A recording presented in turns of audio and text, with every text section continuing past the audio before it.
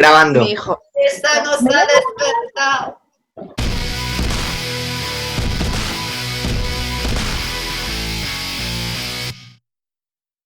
Lo terminé ayer, o sea, más fresco imposible.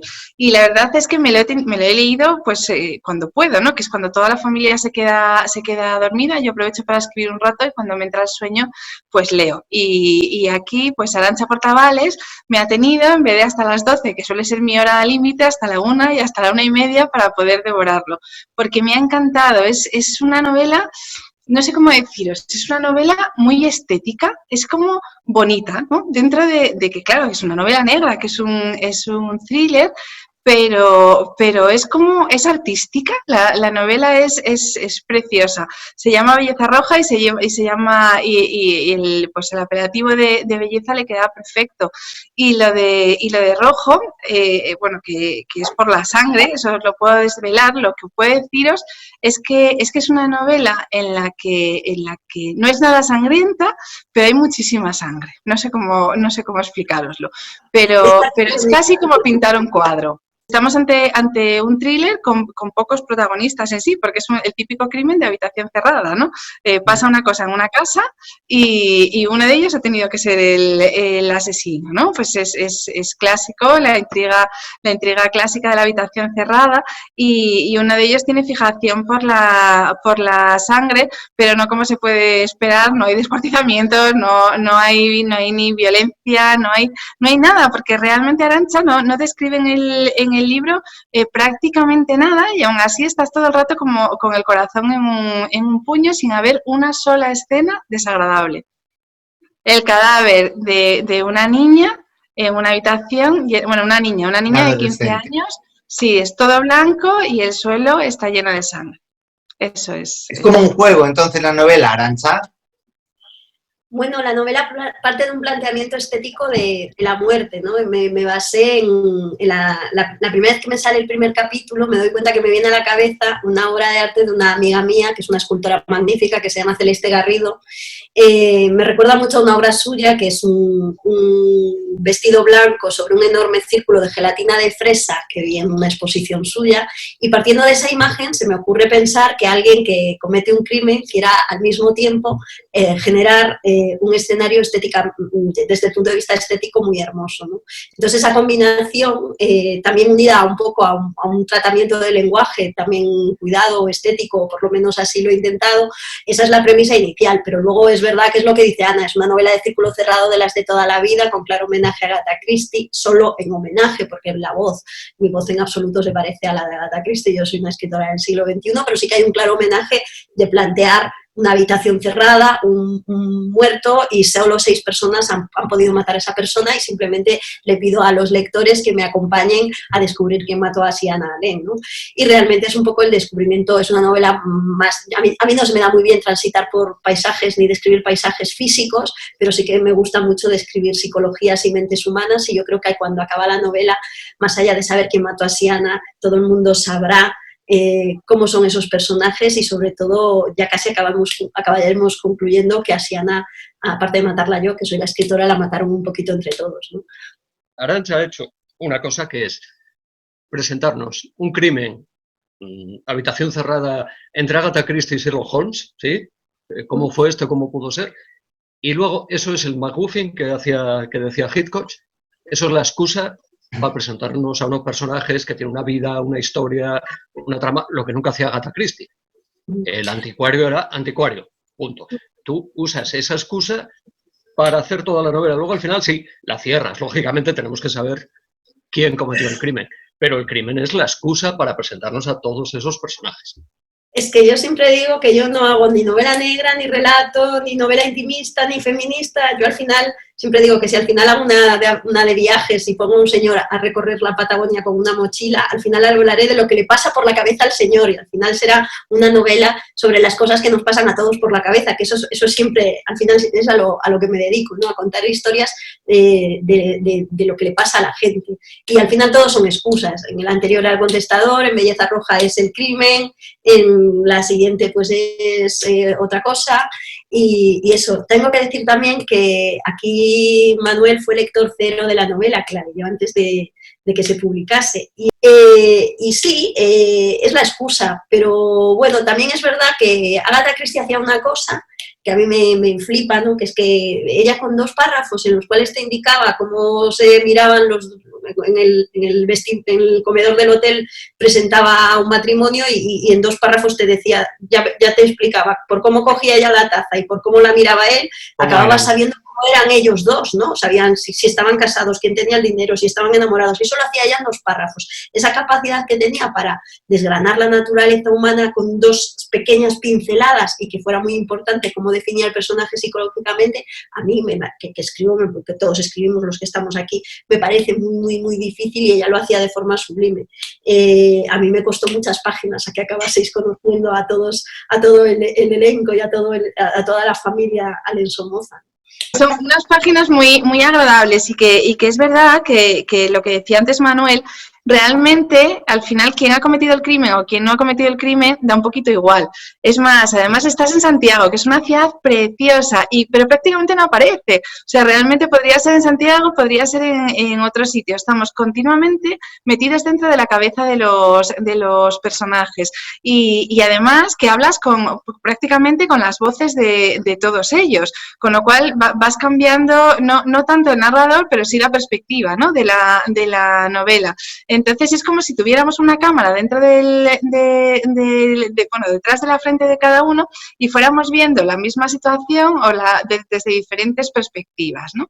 Y incluso hay veces que, claro, el lector realmente sabe mucho más de lo que saben los propios personajes en la novela, y yo por lo menos como lectora había veces que me apetecía decirle a alguno, pero es que no te das cuenta, y luego pensaba, claro, es que él no lo sabe. Entonces efectivamente es una novela de mentes, algunas muy artísticas, pero en todo caso de mentes y de corazones, ¿no? Más que de lugares o de las cosas que pasan, que no dejan de ser, pues bueno, la forma que tienes de llevarnos a todos, ¿no? Porque tengamos un nexo en común para conectar a esos personajes. Sí, ha habido quien me ha dicho, está muy poco descrita geográficamente la novela, podría pasar en Madrid, podría pasar en Cuenca. Sí que un poco la idiosincrasia gallega sí que está. En cuanto a la técnica que has dicho tú de las voces, realmente en apariencia hay 2 voces narrativas, un narrador en primera persona, que es una de las sospechosas, que es Lía Somoza, a través de la cual vamos viendo cuál es su proceso mental, y además me gusta porque es un personaje que no está equilibrado psicológicamente, aunque yo siempre parto de la base de que nadie lo está, ¿no? Solo que pocos lo manifiestan públicamente. Y Lía Somoza encima nos da esa perspectiva, ¿no? de una mente desequilibrada hablando, ¿no? Y luego tendríamos lo que sería la narración en tercera persona secuencial, en la que Abad y Barroso van intentando descubrir quién mató a Sian Allen, ¿no? Pero es que aparte hay otra voz que a mí me gusta mucho, que es lo que yo llamo la 13 Rue del Percebe, que es esos viernes de julio, cada vez la narración transcurre en un mes, que es el mes de julio del año 2017, y en ese año, en ese mes, transcurre toda la novela.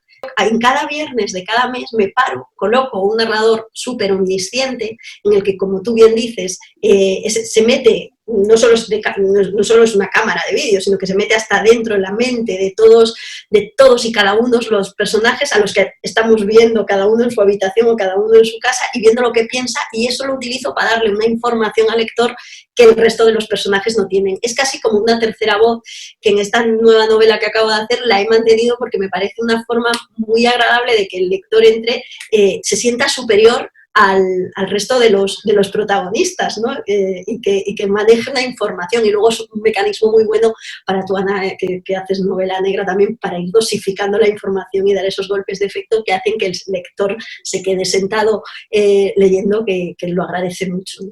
Hay una cosa que me gusta mucho, porque hay unos personajes que son mucho más inteligentes que otros, ¿no? Por ejemplo, el personaje de Sara Somoza, que es un personaje súper inteligente, se coloca también muy arriba y es capaz de ver lo que piensan todos, los que están a su lado, por ejemplo, ya se da cuenta de si menganito está enamorado de zutanito, si este está manejando a este otro, y ya se da cuenta de todo. Y el resto de los personajes, por ejemplo, hay otros como Teo, que es un personaje de perfil mucho más bajo y que está como imbuido, ¿no? y que no distingue lo que tiene a su lado, que no se entera de nada, ¿no? Y en ese sentido sí que me gusta esa posición de superioridad que tienen los personajes muy inteligentes. Yo en la vida real tengo mucha debilidad por la gente inteligente. Hola Manuel, te estoy viendo. ¿Ves? Gracias. Tengo mucha debilidad por la gente inteligente, ya ha salido. Sabía que me estabas mirando. Yo en la vida real tengo mucha debilidad por la gente inteligente y los personajes también me gustan muy, muy inteligentes, ¿no? Y en ese sentido siempre fabrico un personaje muy potente desde el punto de vista intelectual. En este caso yo creo que el personaje más potente desde el punto de vista intelectual es Sara Somoza. ¿Qué os pasa a los licenciados de Derecho con la novela negra? A ver, yo puse un post el otro día sobre eso, preguntando qué nos pasa, que todos terminamos, que hay un montón de escritores de novela negra que venimos de ahí, y sacaba ahí una lista de gente. Yo no lo sé, Arantxa, ¿tú lo sabes? ¿Qué nos pasa? No, yo creo que simplemente, a ver, nos sentimos cómodos con el lenguaje, eso es una parte importante. Quiero decir, como digo yo, nunca nos va a resultar ajeno, ¿no? Y a mí personalmente, yo que soy interventora y vivo de hacer el análisis exhaustivo del cumplimiento de las normas por los demás, me resulta muy atrayente escribir sobre gente que se las salta, ¿no? Ya toda mi vida está dirigida en mi vida normal y a verificar que las normas se cumplen. Cuando escribo me gusta la gente que se las salta, y es que además, ya no solo en novela negra, los personajes que se saltan las normas son los que son realmente atractivos. A nadie le gusta meterse en una novela para comprobar que la gente, que es atractivo, que Rajoy se salte el confinamiento y pasee. ¿De qué vamos a hablar? Lo que es atractivo son los personajes que realmente vulneran los límites, ¿no? Y luego pues por eso me gusta tanto la novela negra. Y pillarlos, porque pillarlos, o sea, por un lado son atractivos los personajes que efectivamente se saltan las normas, y por otro lado lo que es muy satisfactorio es que alguien termine pillándolos. A mí, o sea, sé que posiblemente no sea el personaje más popular de tu novela, pero yo me quedo con Santi Abad. Las contradicciones que tiene el inspector de policía que investiga el caso, que además son unas contradicciones que muy en el estilo de la novela, pues no las sabe nadie, quitando él y el lector, porque al lector sí que se las cuentas desde un inicio, ¿no? Tiene un lado oscuro, muy oscuro, este inspector, y lucha contra eso, ¿no? Es una especie de superhéroe que lucha contra el mal, pero con el mal que lleva él en el interior. A mí me parece un personaje mágico, o sea, cuando cuentas lo que le ha ocurrido, ya directamente dije, este es el mío, o sea, me encanta este tío, o sea, no me encanta el tío, me encanta el personaje, ¿no? Y eso, no digo más, aquí cuenta tú lo que quieras si quieres, pero... Abad es un personaje gris, es un personaje que yo creo que no sé si existe en la vida real, porque es un personaje que es muy consciente de cuál es su propia maldad en un entorno de maldad en el que generalmente la gente que padece este tipo de trastornos no suele reconocerlos. Y entonces él, sin embargo, es una rara avis que es consciente que todos sus problemas él es el propio causante de ellos, lucha contra ellos, pero sin embargo no puede porque en su naturaleza está ser así de chungo, ¿no? Entonces yo creo que, mira, yo cuando voy a los coles a dar charlas, todos los niños me dicen que les cae muy bien Santi y Ana, y bien podemos adelantar pues eso, que son pareja policíaca y son también algo más, y todos dicen que les encanta esa pareja, y entonces yo les digo, pero vosotros os cae bien Santi. Entonces ellos se quedan así, y cuando analizan todo lo malo que es Santi o todo lo que saben de Santi, se les queda cara de decir, es verdad, tío, es chunguísimo, no sé cómo me puede gustar. Y yo creo que Santi gusta y la gente empatiza con Santi Abad porque vivimos en una sociedad en la que nunca jamás nadie reconoce sus propios errores. Quiero decir, uno pierde las elecciones y saca 50 diputados menos y es culpa del partido de al lado. Es decir, estamos en una sociedad en la que no vende para nada decir públicamente... no, hombre, lo dijo el rey, no nos lo creímos, ¿no? Lo siento mucho, no volverá a suceder y sucedió. Quiero decir, no nos lo creímos. Pero es que en Santi Abad es sincero, él es porque sobre todo no se arrepiente públicamente, su mea culpa va hacia adentro, vive siempre autoflagelándose por cómo es y por cómo se siente, ¿no? Y eso hace que el personaje genere una gran empatía. Pero luego es verdad que el lector también hace luego el mismo análisis de cómo me puede estar cayendo bien este tío, si es un cabrón. Entonces, yo creo que es un personaje que a mí me ha... un tío listo. Mucho. Sí, iba a decirte, Aníbal Lecter, el del Silencio de los Corderos, ¿a quién no le fascina? Es mi héroe. No se puede ser peor, pero es fascinante. Es fascinante. Porque es muy inteligente, ¿ves? Porque Claro. es muy inteligente, porque es muy inteligente, sí. Que os gusta porque es un canalla y ya está. Si no hay que darle tanta explicación, estaban dándole vueltas, no, me gusta porque es inteligente, no, porque es un canalla, es un maldito. Y los canallas siempre han triunfado. Es así. Los chungos nos gustan. La verdad es Los que chunguitos, los chungos nos gustan. Los chungos nos gustan, o sea, esto no es una frase de 4 escritores, hombre. En la vida real, el mal tiene una atracción, quiero decir. El niño bueno no nos gusta nunca. O sea, Nunca. ¿desde cuándo nos ha gustado el niño bueno? A mí me lo vas a decir. Las A mí me lo niñas, vas a decir. claro, las niñas buenas, ¿a quién le gusta? Y eso que nosotras, Ana y yo, tenemos pinta de ser Bueno. muy buenas, pero Ese es otro debate, otro día. pero escribimos novelas de gente mala, ¿verdad? No nos gustan las buenas niñas, las niñas buenas sí. ¿Cómo se queda en este caso, una autora después de escribir una obra de novela negra, de tan oscura, no oscura no es la palabra, tan pesada, ¿no? Tan alejada a lo mejor del bien, que te quedas como...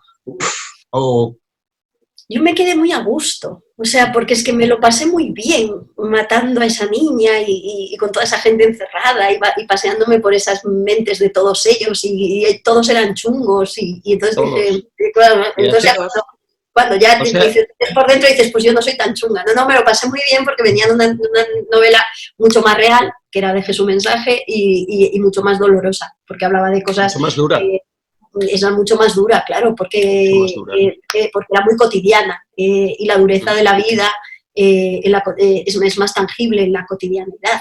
En ese sentido me lo pasé muy, muy, muy bien, o sea, y lo disfruté mucho. Ahora acabo de terminar la continuación y me he quedado como, ha sido también una novela más dura porque ha sido una novela también que lleva mucha autoficción y que lleva mucho de lo que yo soy, y en ese sentido me ha dejado más revuelta por dentro, ¿no? Pero con belleza de verdad que me lo he pasado, o sea, fenomenal, o sea, pues se queda uno muy bien, fue, no sé, como ir a un parque de atracciones y montarte en la atracción que más te gusta.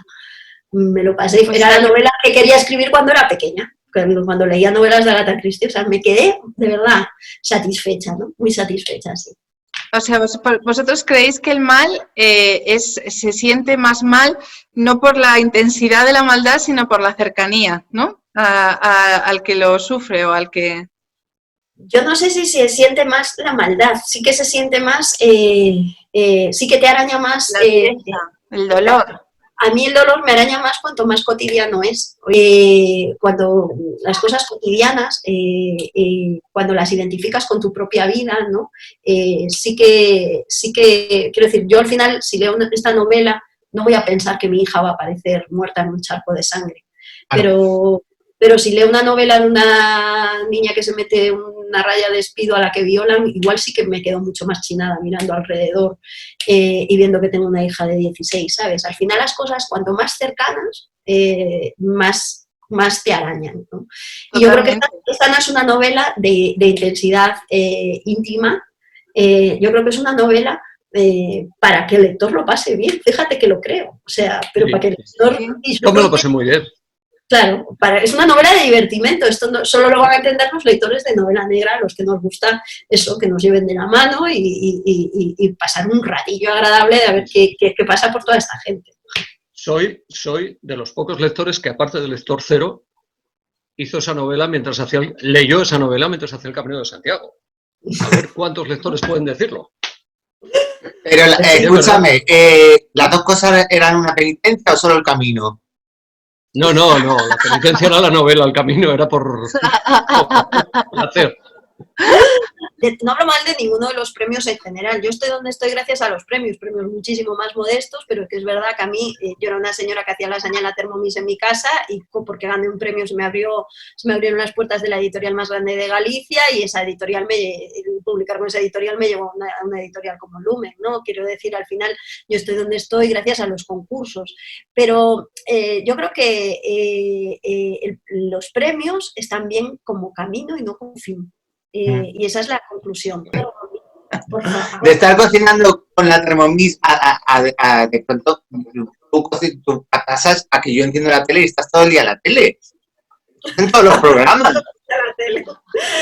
No, no estoy... A ver, van pasando cosas. El otro día me decían si hacía cosas, cuál era en una entrevista de estas que te hacen, de estas de flashes rápidos, me preguntaban, ¿cuál es la cosa más sorprendente que ha hecho? Y yo respondí, yo nunca hago cosas sorprendentes porque soy muy de planificar lo que hago, pero sin embargo sí que es verdad que me pasan cosas sorprendentes. Mi vida al final está siendo un cúmulo de casualidades en las que me pasan cosas increíbles y es como si fueran encajando piezas y cosas que nunca esperas que vayan a pasar, ¿no? Y claro, al final unas cosas traen otras. Yo nunca imaginé que me vería en un hotel de 5 estrellas al lado de John Licker en México y que nuestra editorial común nos tuitease juntos, o nunca esperaría sentarme al lado de alguien que admiro tanto como Domingo Villar a comentar su película al lado de Cayetano Guillén Cuervo en versión española.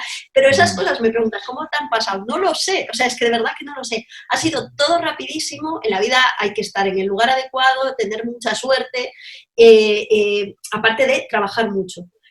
La gente que está esperando que todo le pase por suerte, pues podrá tener alguna vez un poco de suerte. Habrá mucha gente que trabaje mucho y no se le verá porque no confluirán, pero es que a mí, claro, al final es un cóctel de he trabajado mucho, le he puesto mucha ilusión, he tenido suerte con que me ha leído la gente adecuada, he ido a dar con un agente que ha movido bien mis novelas, he ido a dar con una editorial que ha apostado mucho por mí fuera de Galicia, en Galicia igual, al final eso va haciendo que el engranaje y de repente una cosa lleva a otra y si te conocen aquí te llaman de allí y de repente la gente te lee y de repente un día sales en el Sálvame, claro. Al final un día acabas saliendo en el Sálvame que es el top de la popular.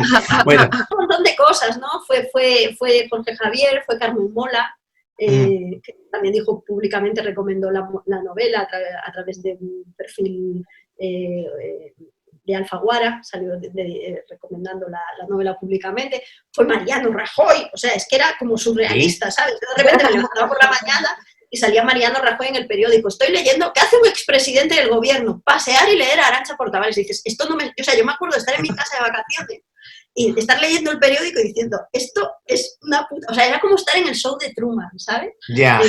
¿Merecen luego la pena? O sea, es decir, ¿se cobra en proporción al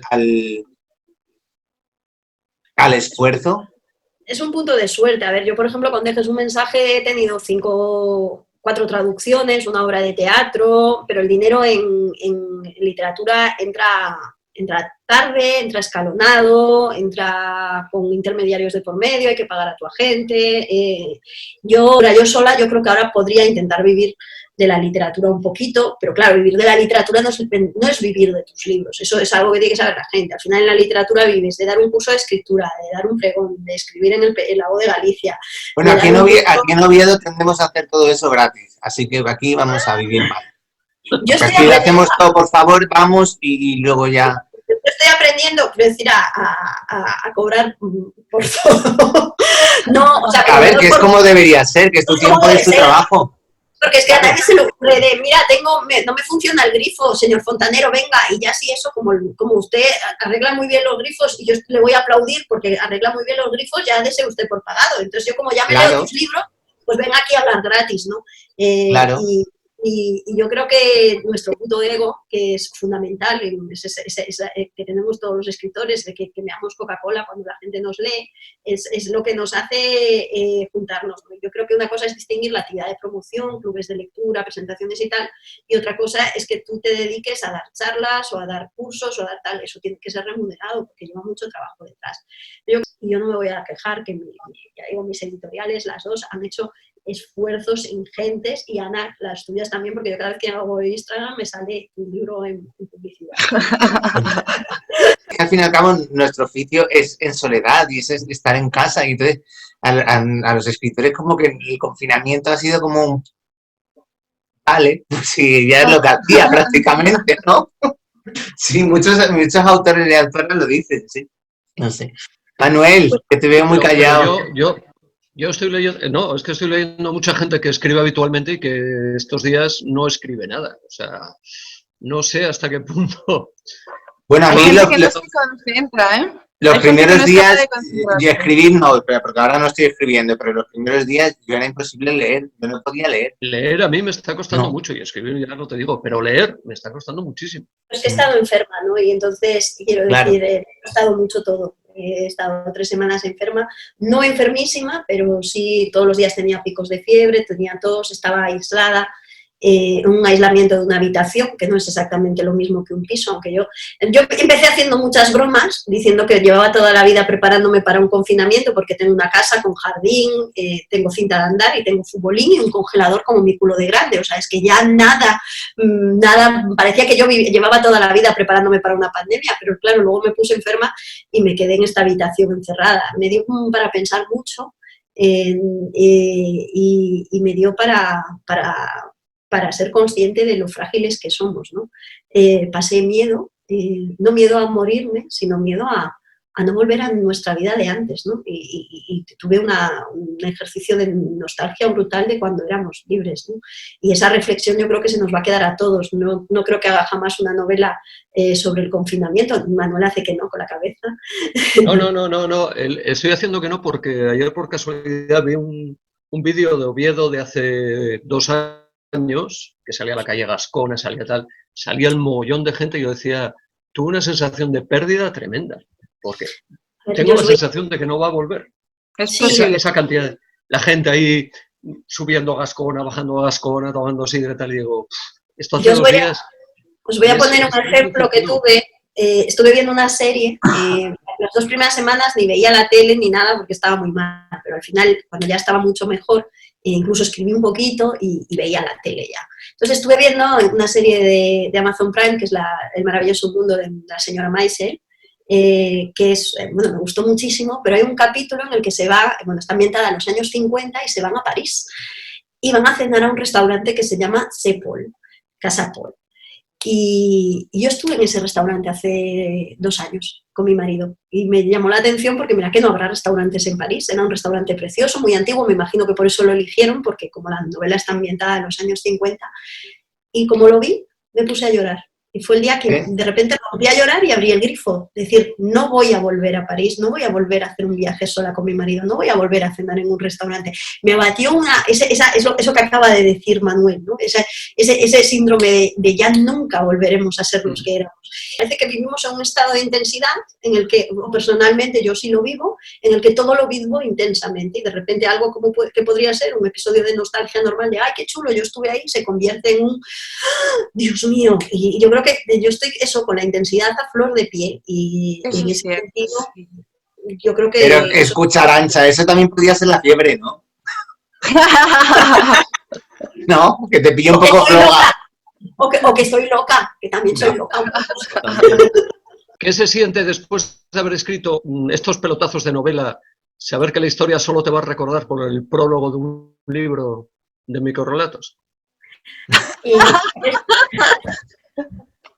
Yo he escrito... Libro en el que encima te matan.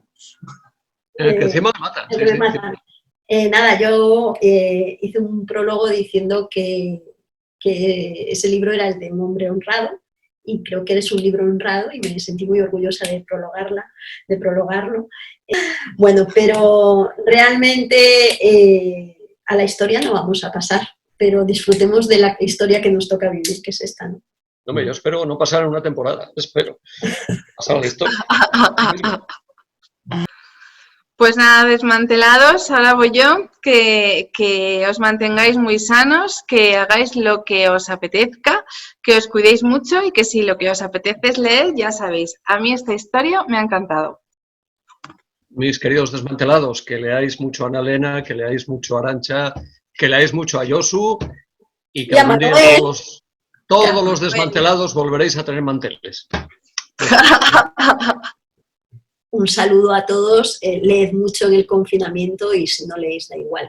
A veces también es necesario pararse y no hacer nada. A mí es que me cuesta mucho no hacer nada, soy de hacer cosas de 3 en 3, pero en serio, lo importante es que volveremos a las calles. Estoy completamente segura. Mira, yo los tengo a los 3 aquí. Estamos Hola. todos reunidos. ¡Ole, Josu!